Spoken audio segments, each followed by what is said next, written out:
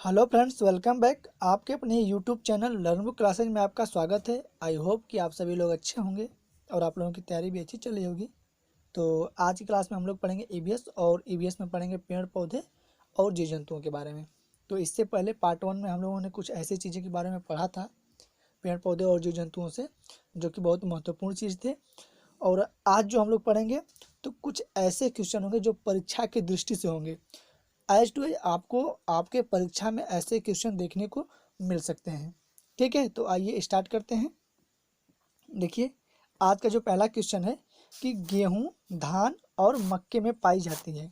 देखिए, जैसा कि परीक्षा की दृष्टि से क्वेश्चन यहाँ में इंक्लूड किया गया है और पूछा जा रहा है जो गेहूं है, धान है और जो मक्के हैं इसमें पाई जाती हैं। तो देखिए, इसमें क्या होती है, अपस्थानिक जड़ें पाई जाती है, जिसको जकड़ा या रेशेदार जड़ें कहते हैं। ठीक है, जो गेहूं, धान और मक्के हैं इसको अपस्थानिक जड़ें कहते हैं, जिसको जकड़ा या रेशेदार जड़ कहते हैं।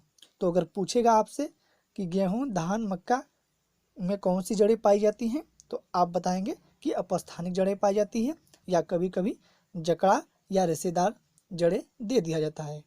ठीक है, अब बात करेंगे कि पौधों का सबसे आकर्षक और महत्वपूर्ण अंग होता है।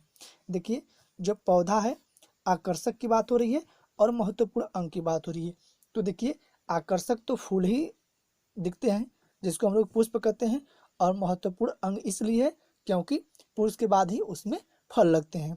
तो सबसे महत्वपूर्ण क्यों अंग कौन सा है, तो आपका पुष्प है। ठीक है, अब बात करेंगे कि किस पौधों में वाष्पोत्सर्जन, ठीक है, की क्रिया कम करने के लिए पत्तियां मांसल या कांटों या सल्कों के रूप में पाई जाती हैं। तो देखिए भाई, नागफनी और सतवार, ये ऐसे जो दो पौधे हैं जो क्या करते हैं, इनकी जो पत्तियां होती है मांसल या कांटों को या सल्कों के रूप में पाई जाती है। तो नागफनी, सतवार, अगर आप नागफनी देखेंगे तो उसमें कांटानुमा निकला होता है। ठीक है, और जो सतवार होता है उसमें मांसल होते हैं। तो ये नागफनी और सतवार ही ऐसे पौधे हैं जिसमें मांसल या कांटे जैसे रूप दिखाई देते हैं। अब बात करेंगे कि ऊँट के कुबड़ में संचित होता है। देखिए, जो ऊँट होता है उसके जो कुबड़ होते हैं उसमें क्या संचित होता है, तो देखिए वसा संचित होता है। ठीक है, जो कुबड़ में संचित होता है तो वसा सूचित होता है, संचित होता है।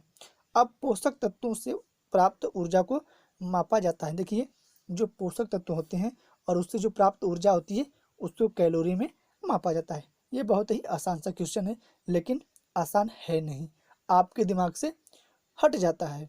देखिए, प्रोटीन व कैलोरी दोनों की कमी से होने वाला कुपोषण जनित रोग है। देखिए, प्रोटीन है और कैलोरी, इन दोनों की कमी से जो कुपोषण रोग होता है उसको हम लोग क्या कहते हैं, तो देखिए मेरेस्मस।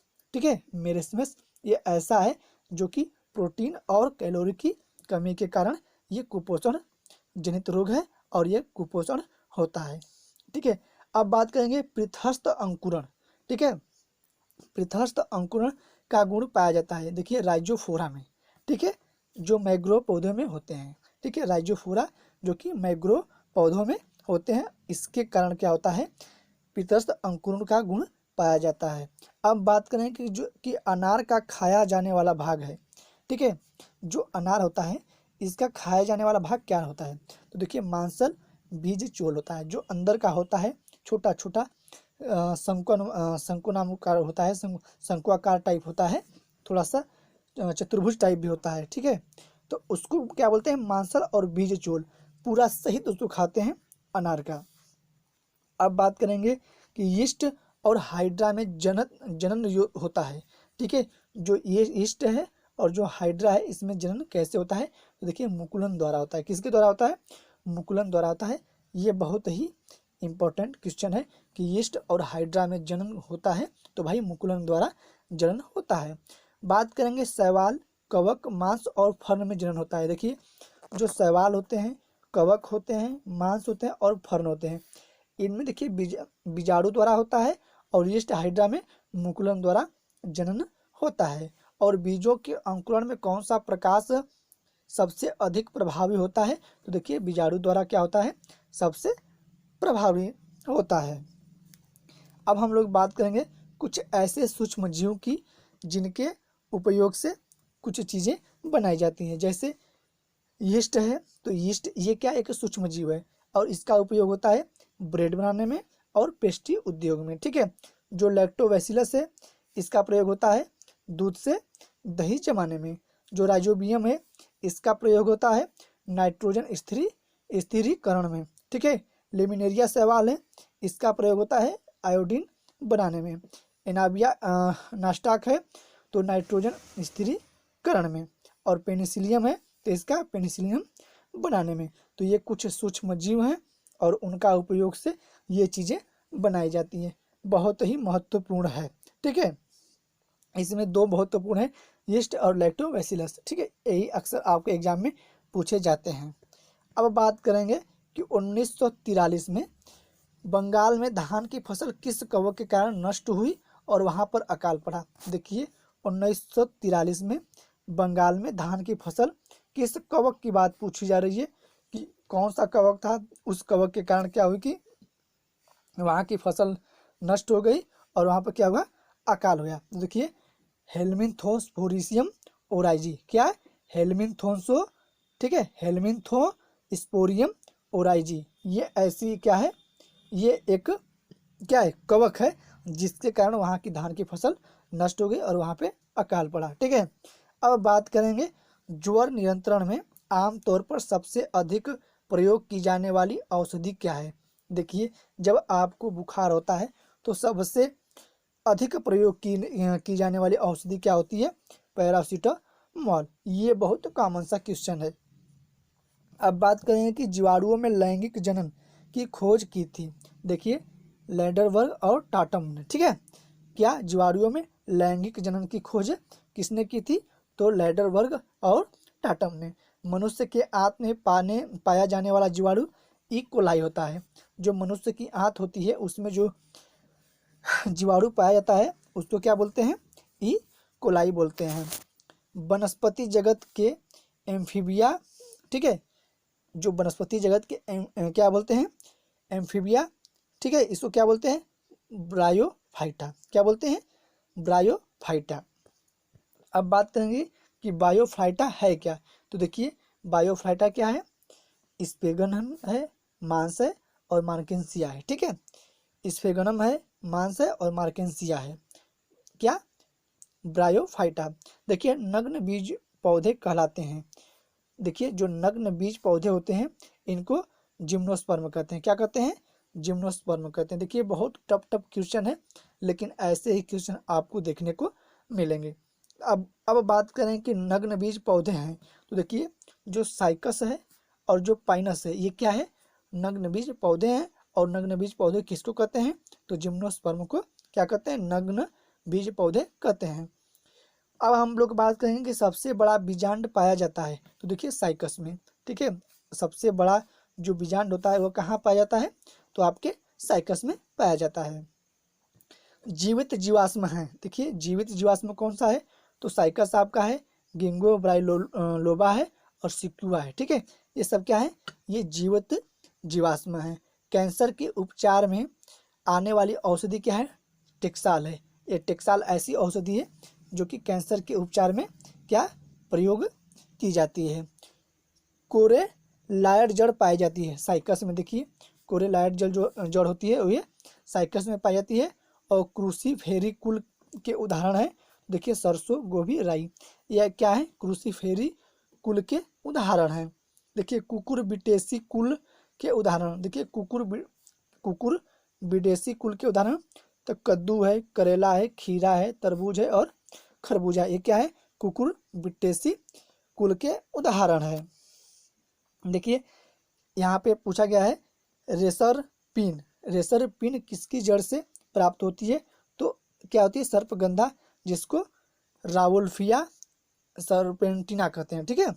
रावुल्फिया सर्पेंटिना कहते हैं सर्पगंधा को। अब बात करेंगे हम लोग हॉकी स्टिक, ठीक है। हॉकी स्टिक बनाई जाती है, तो देखिए जो हॉकी की स्टिक होती है ये बनाई जाती है मोरस एल्वा से, ठीक है। मोरस एल्वा से हॉकी की स्टिक बनाई जाती है। क्रिकेट के बल्ले बनाने में प्रयुक्त की जाती है। देखिए जो क्रिकेट का जो बल्ला बनाया जाता है ये वेलो की लकड़ी से बनाई जाती है। ठीक है, वीलो की लकड़ी से बनाई जाती है क्रिकेट का बल्ला।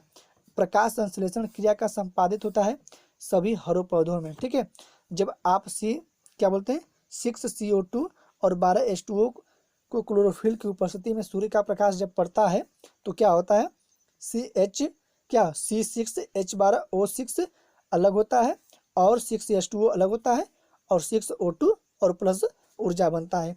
तो यहाँ से भोजन प्राप्त होते हैं हरे पौधों को।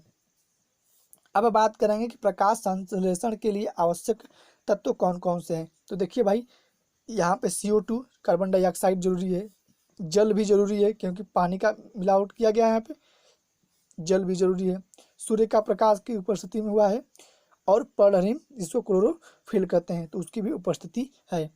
तो क्या होता है, जो प्रकाश संश्लेषण के लिए जो आवश्यक तत्व हैं भाई, आपका कार्बन डाइऑक्साइड है, जल है, सूर्य का प्रकाश है और पर्णहरिम जिसको क्लोरोफिल कहते हैं। तो ये सभी चीज़ें क्या है, प्रकाश की संश्लेषण क्रिया के लिए आवश्यक हैं। बात करेंगे कि प्रकाश संश्लेषण की क्रिया सबसे अधिक प्रभावी होती है। तो देखिए, लाल रंग के प्रकाश में जो प्रकाश संश्लेषण की क्रिया सबसे अधिक प्रभावी होगी तो वो लाल रंग के प्रकाश में। प्रकाश संश्लेषण की क्रिया में सबसे कम प्रभावी होता है, देखिए जो हरा रंग होता है, इसमें प्रकाश रंग क्या होता है, प्रकाश संश्लेषण की क्रिया में सबसे कम प्रभावी होता है। वाष्पोत्सर्जन की दर मापी जाती है, जो वाष्पोत्सर्जन की दर मापी जाती है फोटोमीटर में। किस में नापी जाती है, फोटोमीटर में। देखिए बहुत इंपॉर्टेंट क्वेश्चन, एक बीजपत्री और द्विबीजपत्री। जब एक बीजपत्री की बात आए तो आपका प्याज, धान, गेहूं, मक्का ये क्या है, एक बीजपत्री है, और द्विबीजपत्री आपका मूली, सरसों, मटर, चना ये क्या है, ये क्या है, द्विबीजपत्री हैं। ठीक है, तो ये इंपॉर्टेंट क्वेश्चन है, यहाँ से क्वेश्चन बनते हैं, इसमें से एक क्वेश्चन आपसे पूछा जा सकता है आपके एग्जाम में, तो इस चीज़ को नोट कर लीजिएगा।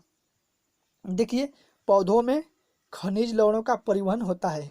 देखिए जो पौधे होते हैं इसमें खनिज लवण का जो परिवहन होता है वह जाइलम के द्वारा होता है, और पौधों में खाद्य पदार्थों का स्थानांतरण होता है तो ये फ्लोएम द्वारा होता है। जो पौधे होते हैं और पौधों का जो स्थानांतरण होता है ये फ्लोएम द्वारा होता है, और पौधों में खनिज लवणों का जो परिवहन होता है वह जाइलम द्वारा होता है।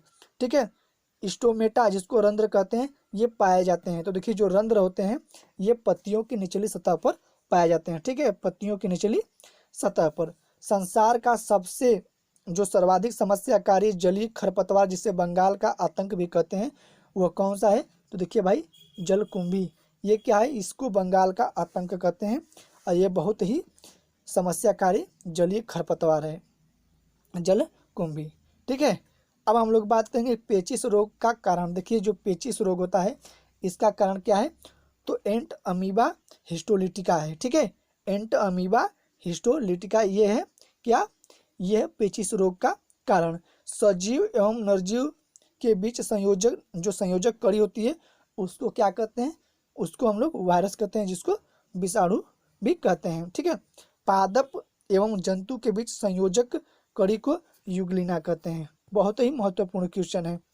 ठीक है, उत्सर्जी अंग ज्वाला कोशिकाएं पाई जाती हैं। देखिए जो उत्सर्जी अंग होते हैं और ज्वाला कोशिकाएं पाई जाती हैं तो क्या किसमें पाई जाती है, फीता कृमि में पाई जाती हैं। और सितारा मछली किस संघ का जंतु है, देखिए सितारा मछली इंपॉर्टेंट है, किस संघ का जंतु है, तो देखा ये इकाइनोडर्मेटा की। ठीक है, इकाइनोडर्मेटा की ये संघ की जंतु है। मनुष्य में अवशेषी अंग हैं। देखिए निमेषक पटल, कर्ण पल्लव की पेशियां, अक्ल दाढ़, वर्मी फार्म, इम्पेंडिक्स ये क्या है, मनुष्य में अवशेषी अंग है। अब बात करेंगे कि बच्चे देने वाले जंतु को हम लोग जरायुज कहते हैं, और अंडे देने वाले बच्चों को अंडा यूज करते हैं। जो बच्चे देने वाले जंतु होते हैं जैसे मनुष्य हैं ये बच्चे देते हैं, चूहा, खरगोश और अन्य स्तनधारी जंतु क्या होते हैं, ये बच्चे देने वाले होते हैं जिसको जरायुज कहते हैं। और अंडे देने वाले जंतु को क्या कहते हैं, अंडयुज। जैसे मछली आपकी हुई, मेढक हुआ, छिपकली हुई, सर्प, पक्षी, कीड़े मकोड़े आदि जो है ये अंडे देने वाले होते हैं और इसको हम लोग अंडयुज कहते हैं। अब बात करेंगे कि मलेरिया की खोज के लिए रोनाल्ड रास को नोबेल पुरस्कार मिला था? देखिए 1902 में मलेरिया की खोज करने के लिए जो रोनाल्ड रास हैं, इनको क्या हुआ था? नोबेल पुरस्कार मिला था। दंश कोशिकाएं पाई जाती हैं, देखिए हाइड्रा में क्या होती है कि दंश कोशिकाएं पाई जाती हैं, और कीटों में उत्सर्जन अंग मेल्फिगी नलिका। ठीक है। अब बुक लंग्स यानी श्वसन अंग पाया जाता है, ये बिच्छू में पाया जाता है। और कीटों में श्वसन होता है, जो कीट होते हैं इसमें श्वसन होता है श्वास रंध्र या स्पाइरेकल्स द्वारा क्या होता है? कीटों में श्वसन होता है। मानव शरीर में सबसे बड़ी ग्रंथि यकृत को कहते हैं। मानव शरीर की सबसे बड़ी ग्रंथि क्या होती है? यकृत होती है। और वयस्क, देखिए वयस्क मानव का दंत सूत्र क्या होता है? देखिए I2/2 होता है, C1/1 होता है, P2/2 होता है, M3/2 होता है, × 2 होता है। टोटल मनुष्य के दांत होते हैं 32। ठीक है, ये दंत सूत्र है, इसको याद कर लीजिएगा। और अब बात करेंगे अमाशय में क्या?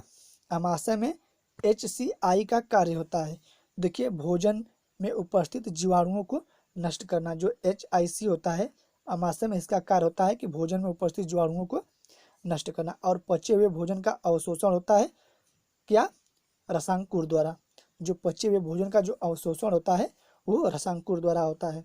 तो ये थे आज के कुछ ऐसे क्वेश्चन जो कि आपकी आगामी परीक्षा के लिए बहुत ही महत्वपूर्ण है। तो अगर ये क्लास आपको अच्छी लगी तो लाइक करें, दोस्तों को शेयर करें, कमेंट करें और अपनी प्रतिक्रिया जरूर दें। जय हिंद, वंदे मातरम।